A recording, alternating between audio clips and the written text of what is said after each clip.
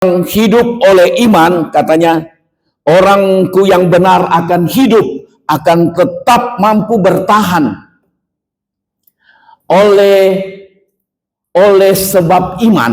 Jadi kalau iman yang berdiri teguh dalam iman, maka kita jadi orang beriman, orang percaya yang akan hidup oleh iman. Hidup, tadi saya jelaskan, hidup kita mampu menghadapi hidup ini apapun yang terjadi. Amin. Mampu menghadapi hidup ini apapun keadaan. Mau berhasil, mau sedang gagal, sehat, kurang sehat, sakit, kita dapat hadapi semua keadaan ini dengan tetap memiliki iman. Itu namanya kita hidup. Itu yang Tuhan kehendaki. Karena keadaan yang kita hadapi di dunia ini, banyak hal yang kita tidak mampu mengerti. Jalanmu tak terselami. Kita sudah tahu nyanyian itu. Kita sudah tahu jalanmu tak terselami. Tetapi ketika kita alami keadaan yang kita tidak mampu mengerti, itu yang membuat banyak orang kecewa. Ketika dia kecewa, imannya merosot. Nah, ini yang kita lihat. Kita kuat dalam iman, teguh dalam iman, karena orang yang benar akan hidup oleh karena iman.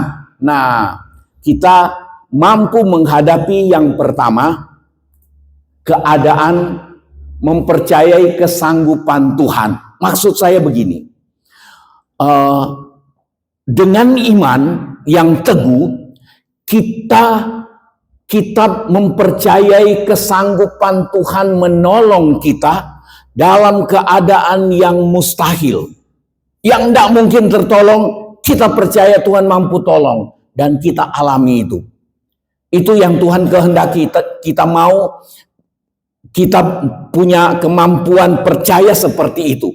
Nah, Markus 11 ayat 23, ini sepintas selalu kita baca. Aku berkata kepadamu, Tuhan Yesus katakan, sesungguhnya barang siapa berkata kepada gunung ini, beranjaklah dan tercampaklah ke dalam laut. Apa? Asal tidak bimbang hatinya. Orang yang beriman adalah orang yang tidak bimbang. Keadaan yang dihadapi seperti gunung yang besar. Tapi Tuhan Yesus bilang, dengan iman, dengan percayamu, engkau dapat berkata kepada gunung ini, beranjaklah dan tercampaklah ke dalam laut. Asal tidak bimbang hatinya, tetapi percaya bahwa apa yang dikatakannya itu akan terjadi, maka hal itu akan terjadi baginya. Jadi ada waktunya Roh Kudus taruh di dalam hati kita ketika kita lihat sudah tidak berdaya.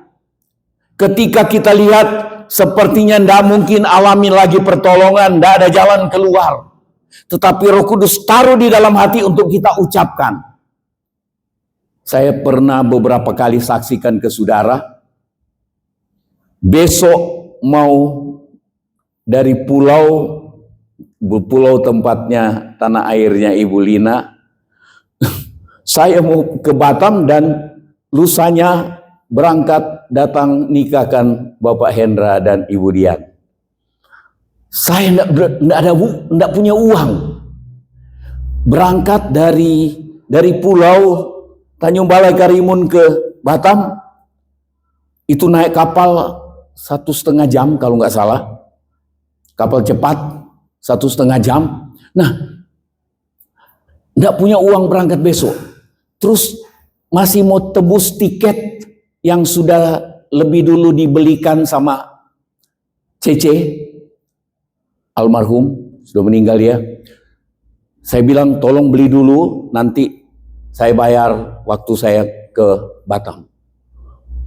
Waktu mau berangkat nggak ada uang. Besok malam ini saya lumayan sempat gelisah. sempat khawatir. Jadi sebelum tidur Saya mau tidur, nggak bisa tidur. Akhirnya saya mulai berdoa.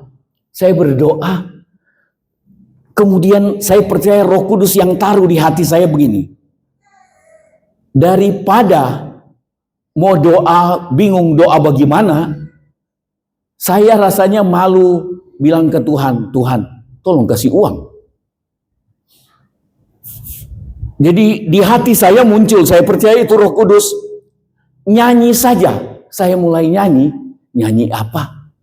Oh, muncul nyanyian. Muncul nyanyian yang saya berkali-kali bilang ke saudara, Allahku, sama-sama nyanyi.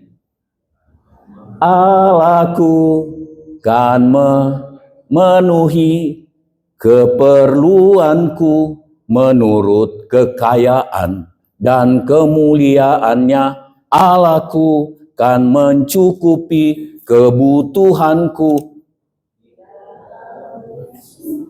di dalam Yesus Tuhan.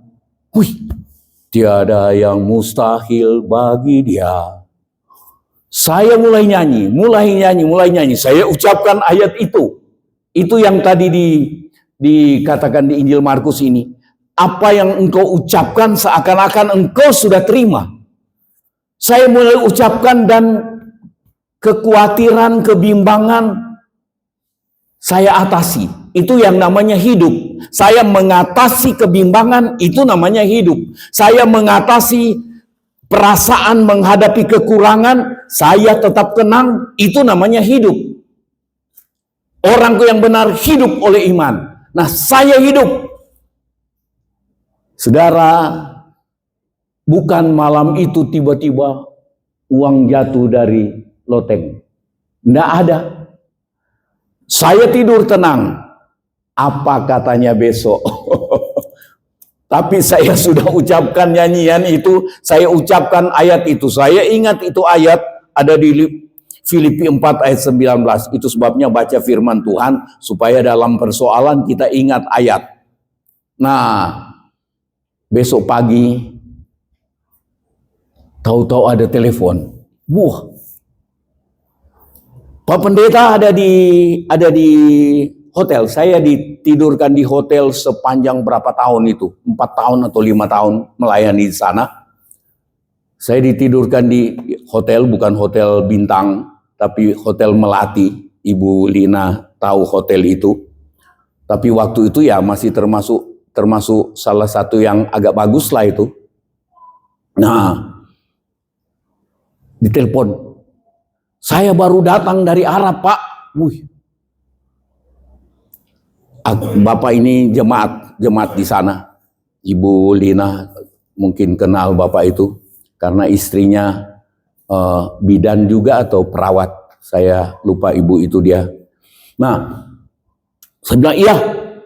Saya ada di ini, tapi sebentar lagi saya ke pelabuhan untuk berangkat ke Batam.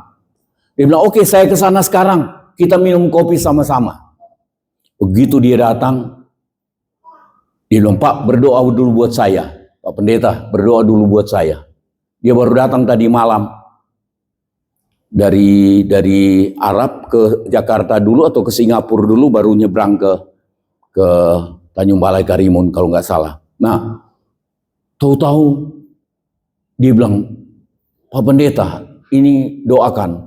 Ini perpuluhan saya, perpuluhannya pakai dolar US. Terus dia bilang, ini sebagian juga saya sudah rupiahkan, mungkin Bapak perlu." Siapa yang tuntun dia untuk dia rupiahkan supaya saya ada? Kalau mau nukar dolar lagi, mungkin tidak sempat saya ke pelabuhan. Tuhan kerja detail, Tuhan kerja sempurna. Tuhan kerja sempurna. Nah, saya kaget. Wih, cek banyak. Saya jarang pegang uang dolar sebesar sebanyak itu. Saya bilang, sampai untung saya ndak bimbang tadi malam.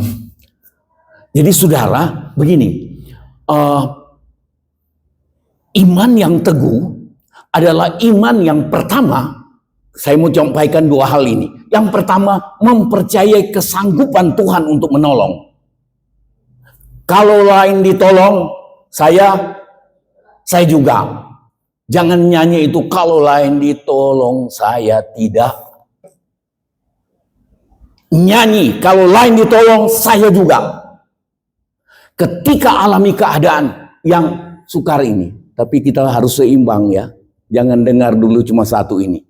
Tapi bergairah dulu dengar ini satu, nanti kita lihat yang kedua. Iman yang teguh adalah iman yang mempercayai kesanggupan Tuhan untuk menolong. Amin.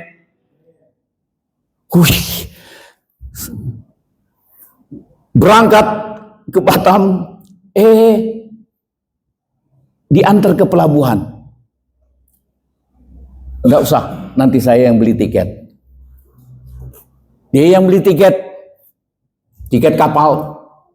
Sampai di Batam, saya bayar itu kakak ipar, saya bayar tiket yang dia tolong belikan. Dulu bukan kayak sekarang, online tiket, enggak ada, mesti pergi beli di kantornya, dapat buku. Nah, kita lihat itu, Tuhan tidak pernah gagal, tidak pernah lalai. Dalam keadaan yang tidak mungkin, Tuhan mampu pelihara. Dalam keadaan perang pun Tuhan mampu pelihara. Ada banyak kesaksian. Dalam keadaan kelaparan seluruh bangsa pun Tuhan masih mampu pelihara. Tuhan masih mampu pelihara itu ibu janda dan satu anak yang kelaparan. Dia bukan orang Israel, tapi dia rupanya percaya Tuhan. Tuhan utus Elia. Tuhan mau kasih makan Elia, tetapi sekalian pelihara ibu itu. Cara kerja Tuhan di luar akal pikiran kita. Jangan batasi Tuhan dengan akal saudara dan saya. Amin. Percayai Tuhan untuk hal ini. Tapi harus punya iman yang teguh. Nah, ya saya baca aja. Ayat 24, karena itu aku berkata kepadamu, apa saja yang kamu minta dan doakan, percayalah bahwa kamu telah menerimanya, maka hal itu akan diberikan kepadamu. Tidak mudah, tetapi kalau punya iman yang teguh, maka kita dapat jalani hidup ini. Begitu. Filipi 4 ayat 19. Oh, rupanya saya ada munculkan ayat ini. Baca sama-sama. 1, 2, 3. Allahku akan memenuhi segala keperluanmu menurut kekayaan dan kemuliaannya dalam Kristus Yesus. Allah, Paulus katakan Allahku. Kalau pagi ini kita bilang Allahku akan memenuhi keperluanku. Ulang baca ayat ini. Allahku, 1, 2, 3. Allahku akan memenuhi segala keperluanku menurut kekayaan dan kemuliaannya dalam Kristus Yesus. Allah kaya atau tidak? Semua batu permata di dunia ini punyanya Tuhan. Kita seringkali nyolong di mana, di Papua, segala macam itu manusia lakukan. Tuhan punya semua. Dan Tuhan punya orang di mana-mana untuk jadi saluran berkat buat saudara dan saya kalau itu memang dibutuhkan. Amin. Saya tidak kenal seseorang ketemu di pesawat dari Batam ke Surabaya. Mungkin berapa, saya tidak tahu, mungkin ada puluhan kali sudah saya bolak-balik kayak pergi ke pasar aja. Waktu pelayanan yang ada di Riau itu. Nah, satu waktu uang saya kayaknya pas-pasan untuk naik bus atau untuk sampai di sini. Turun dari pesawat, tiket sudah ada. Begitu di pesawat, ketemu satu orang Sanger, pelaut. Dia turun di Singapura, dia mau pulang ke kampung halamannya kayaknya. Tapi ke Surabaya dulu, baru Surabaya Manado. Rupanya dia baru alami lahir baru. Ini orang. Wih, begitu dia bilang, puji Tuhan saya ketemu Pak Pendeta. Ngobrollah kami. Saya sampaikan, dari awal saya sudah cerita firman Tuhan ke dia. Nah, dia senang sekali. Waktu turun, saya bilang mau kemana? Dia bilang, saya cuma ransel ini aja. Oh, tapi saya lihat dia tunggu saya terus.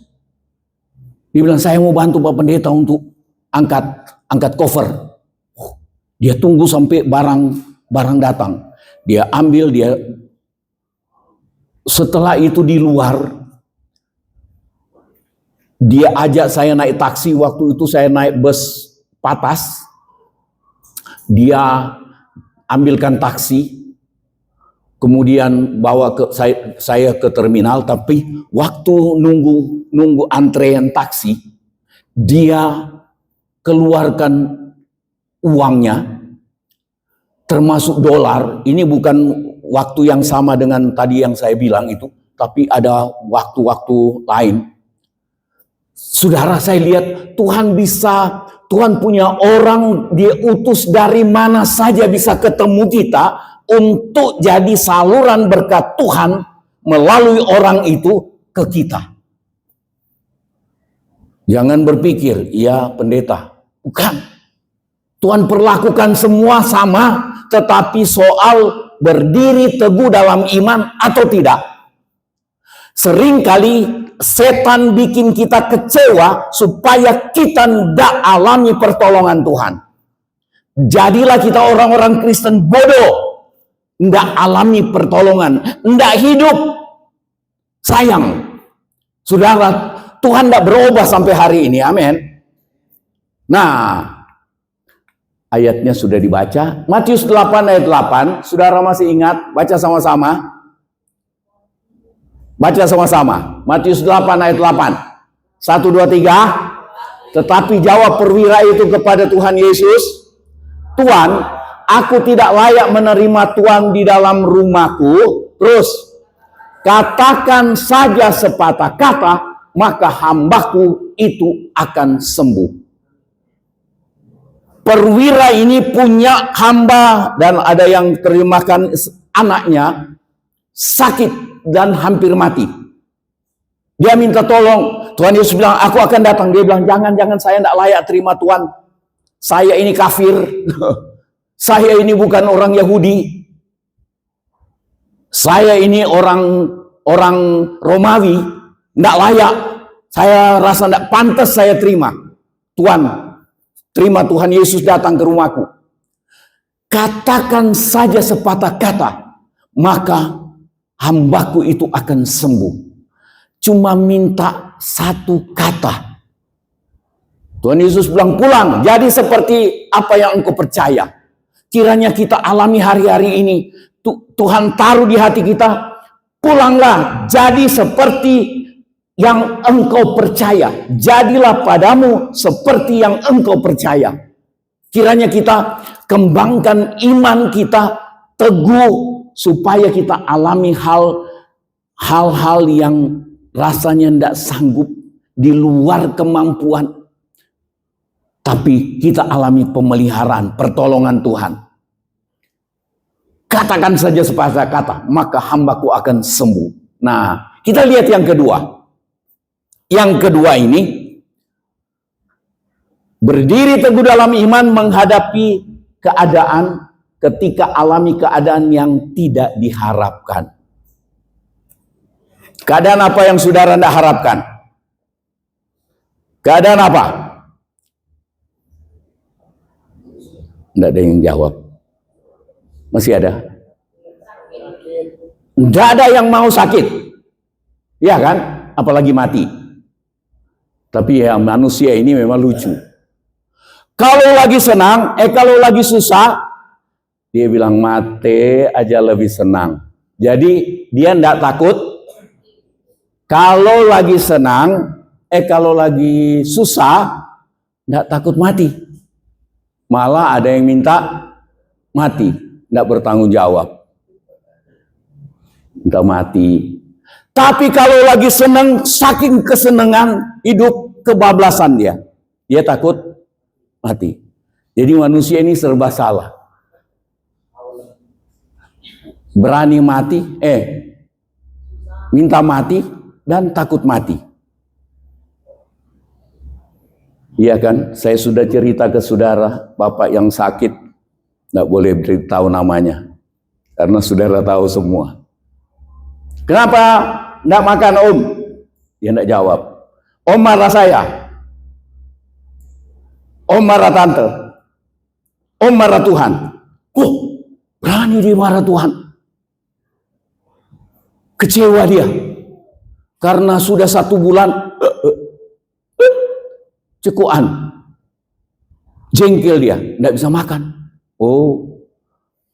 Tahu-tahu roh Tuhan taruh di hati saya. Karena saya sambil doa begini, Tuhan mau ngomong apa dengan makhluk satu ini?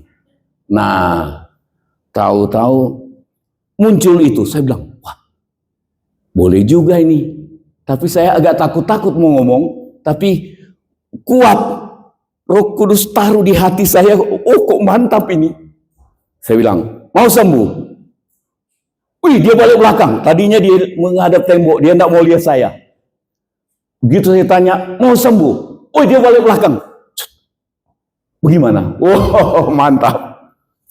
Terus saya bilang 2 hal. Nomor 1, tidak usah takut mati. Nomor 2, makan. Saya bilang, sudah ya, kita doa, saya mau ke situ Bondo. Sudah. Begitu doa, saya berangkat. Agak sorean dikit, saya pulang. Sudah duduk di depan minum kopi. Sudah duduk di teras. Saya mampir lagi lah. Bilang, wih sembuh ya. Sempat enggak takut mati tadi ya. Sekarang udah makan. Sudah makan. Lagi makan kue sama minum kopi di depan teras. Saya bilang, mantap ini. Jadi saudara kalau mau sembuh, enggak usah takut mati. Tapi maksudnya begini. Kenapa saya sudah belok ke sana? Itu hal yang mustahil. Ketika menghadapi keadaan yang tidak diharapkan, kita perlu iman yang kuat. Ketika kita berteriak, Tuhan kalau lain ditolong saya juga, tapi pertolongan tidak datang. Itu perlu iman yang teguh. Amin. Rela untuk kalau lain ditolong saya tidak. Rela, itu iman. Jangan sampai kita cuma, KKR di mana-mana, datanglah, maka utang akan lunas. Datanglah, penyakit sembuh. Datanglah, rumah tangga gini, usaha yang bangkrut pulih, segala macam janji gombal. Bukan gombal semua, ada benarnya mungkin. Tapi kalau KKR janjinya cuma seperti itu, bukan janji untuk pemulihan hidup orang dari berdosa, dia jadi orang benar. Kalau cuma soal itu gombal. Dan kita sudah lihat itu banyak gombal. Saya hadir di promosi itu. Datang, saudara tahu, saya lihat maju. Yang didorong kursi roda tetap kursi roda. Malah yang pilek tetap meler.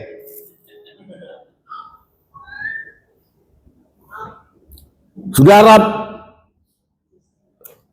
kalau cuma itu yang dijanjikan, saya percaya Tuhan masih bisa lakukan itu. Tapi kalau cuma itu yang dijanjikan, enggak diajarkan bahwa ada saat kita menghadapi keadaan yang kita tidak suka.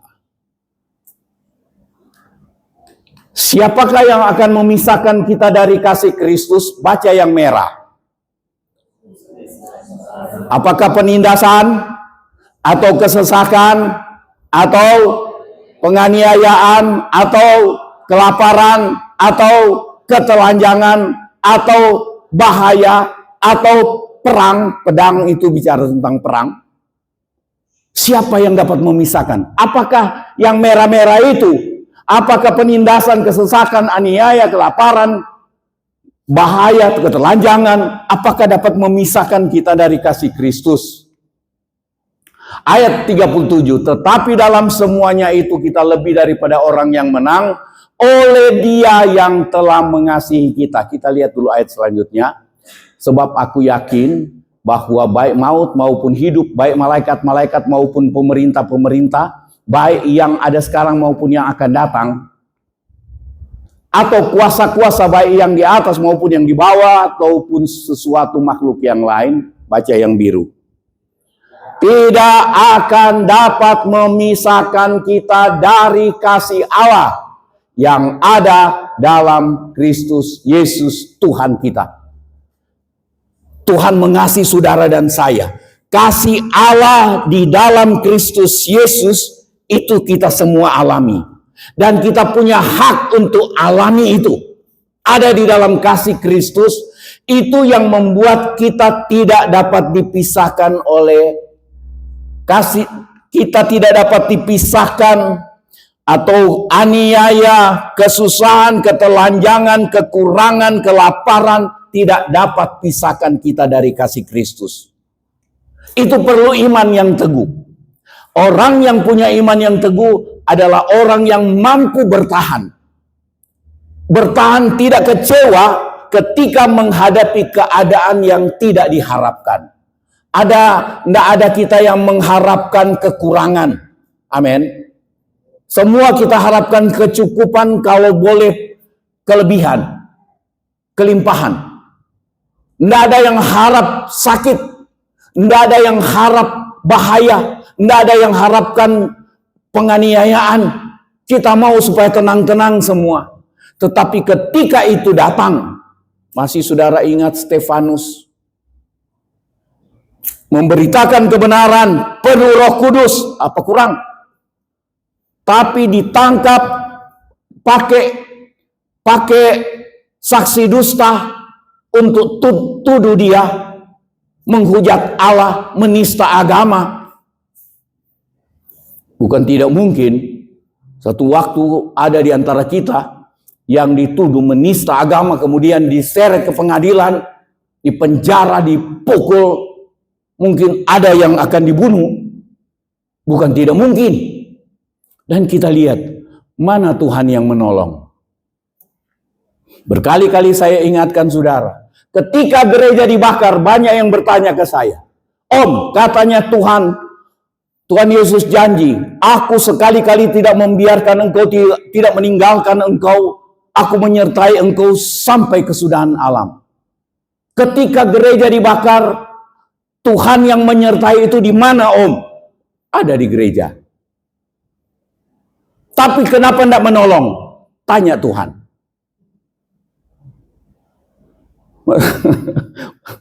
Sama saja katanya, pada baik. Masa pergi tanya Tuhan? Kalau pergi tanya Tuhan kan langsung mesti meninggal terus pergi ke Tuhan toh.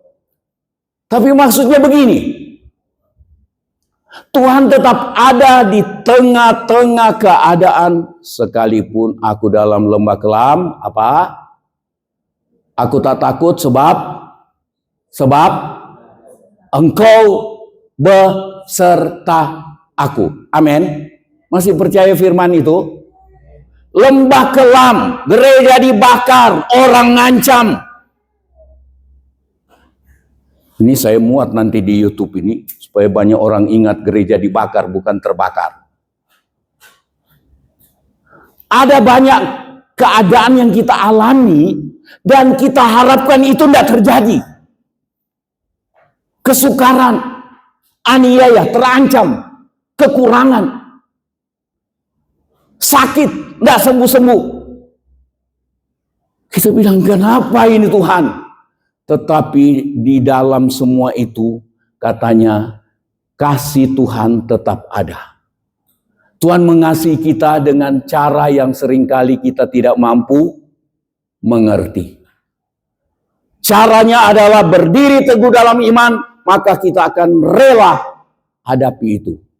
Amin. Supaya kita kuat di dalam Tuhan. Jangan jadi orang yang cuma ingin yang alami, cuma ingin alami yang luar biasa. Ngomong percaya, kekurangan, tiba-tiba kelimpahan. Sakit, ping, tanpa disebul, tanpa ditumpangi tangan, tiba-tiba sembuh. Dalam nama Yesus sembuh, sembuh. Dalam nama Yesus sembuh, langsung sembuh. Lumpuh berjalan, buta melihat. Tapi hari-hari ini kan yang buta berjalan, lumpuh melihat. Lumpuh melihat, ya memang. Tapi maksudnya kadang-kadang kita lihat hal luar biasa terjadi 1 tahun lalu, 1 bulan lalu. Hari ini mana kuasanya bulan lalu ya Tuhan? Kita tunggu-tunggu, tidak terjadi apa-apa, tidak ditolong, tidak tertolong. Tuhan mau kita kuat. Ketika alami keadaan yang mustahil, kita punya percaya tetap hidup, dan kita bilang saya percaya, dan kemudian Tuhan tolong. Ketika alami keadaan, kita rindu terhindar dari keadaan itu, keadaan berbahaya, kekurangan, sakit. Kita tunggu-tunggu ditolong, hendak ditolong. Kita ingin teguh berdiri bahwa Tuhan punya keputusan itu tidak pernah salah. Amin.